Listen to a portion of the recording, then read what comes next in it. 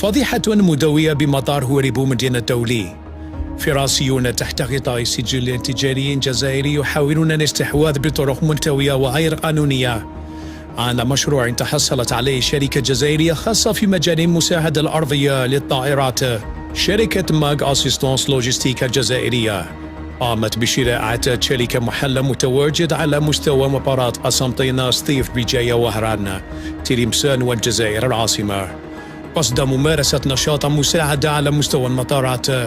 الشركة الجزائرية تفاجأت بعد منح الصفقة بإعادة نشر المناقصة في الجرائد من جديد بدون إلغاء المنح. ماذا يحدث بمطار هوريبو مجان الدولي؟ نحن شركة جزائرية ماغ أسيستانس لوجستيك، شركة جزائرية 100% برأس مال جزائري وبإدارة جزائرية. اقتنينا عتاد تاع شركة أجنبية محلة في الجزائر اللي هي إغلازيور.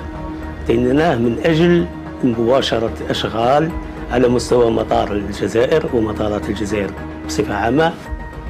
أشغال هذه تتمثل في المناولة والمساعدة الأرضية للشركات الأجنبية التي تحط في مطارات الجزائر. هذا القطاع تسيطر عليه شركة أجنبية برأس مال أجنبي وشركاء أجانب فرنسيين. هذا الشركاء حتى رئيس مجلس إدارة فرنسي والمدير العام للشركة هذه فرنسي. هذه شركة تحتكر هذا القطاع منذ أكثر من 25 سنة. احنا في شهر سبتمبر 2024 تم الإعلان عن مناقصة من أجل دخول شركات إلى جانب هذه الشركة الأجنبية في عمل المناولة والمساعدة الأرضية.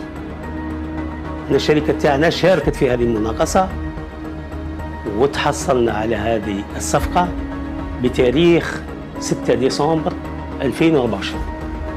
ومنذ ذلك التاريخ ننتظر في المنح النهائي لهذا المشروع. المنح المؤقت تم الإعلان عنه في الجرائد الوطنية.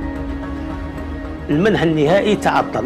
راسلنا سيد المدير العام للمطار من أجل الاستفسار أكثر من مرة منذ شهر جونفي 2024 حتى شهر أوت ليفاجئنا بأن الملف تاعنا أو على مستوى وزير النقل.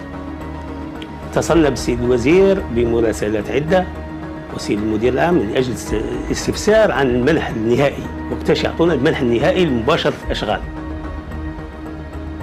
Parce que هذا le secteur c'est un secteur qui est sensible.